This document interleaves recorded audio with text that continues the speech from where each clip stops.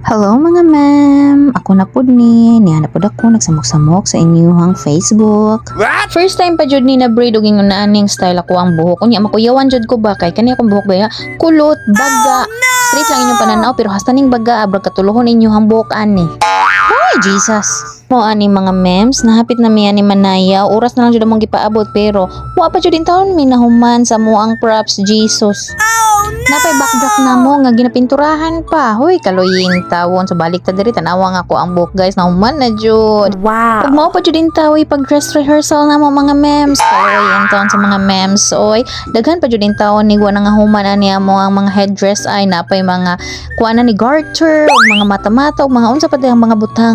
Kay ready or not man, hala bira, ato na ni pinturahan ang mga naong kay kinalagi mo ang na-assign na maglayon-layon man mi, mga lioness man mi diring dapita, so pang pinturahan niya mga naong mga migog-migan, no? So, imbis magwapa mi diring dapita, sobrang magwapa-gwapa ba? O sa ba?